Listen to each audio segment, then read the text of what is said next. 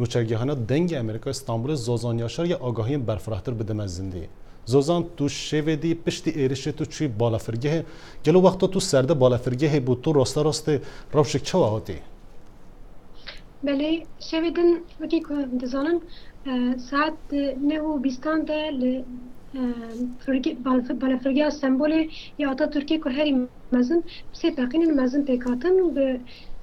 ایریشکی خواهی پیکاتن بله تمام چوی داره نزدیکی ساعت لسر در باستو بو و داره روشکی آورته هبو و همون کس بخمگینی و داره بون به ترس و به وی روشک نباشه داره هبون ساعت کافی جارک آمبولانس دچون دهاتن روشا بریندار پر زیده بون جبر وی اکیجی و داره آگاهی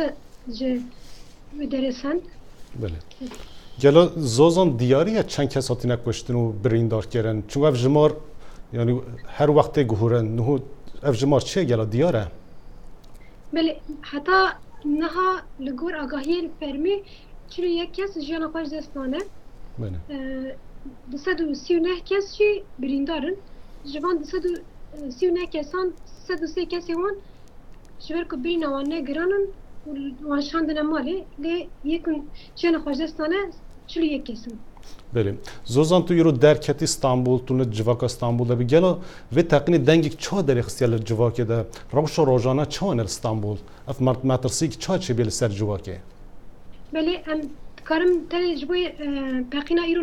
نبیجیم بیتشته جبر که حتی نها بازده حتی باقیم پیکاتن در ترکیه و افجی براستی بخاره مدرسه که مزن درد خواهوله ده هر باقینا کدا گل به مدرسه که که و دروا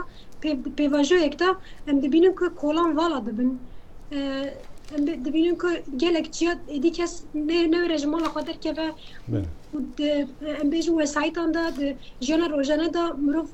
دم چاوی خال هف دنیرن بترسك مازن همو كاس بترسك مازن تاع دقاره جبروا كي تاني ندبي باقينا دا ابي باقينا كبار شي بون ابجي ديار ذكر كو باقينا بي هاي بدومن بله زوزان هین ندیاره که کف تقین چکری او سروک وزیر در یه ترکیه جد بیجه هن نشان هنه که داعش اف چکی میگلو برپرسیاری و دیار بویا آن تا آگاهی در دور و ده هنه بله حیانها تو رخصتن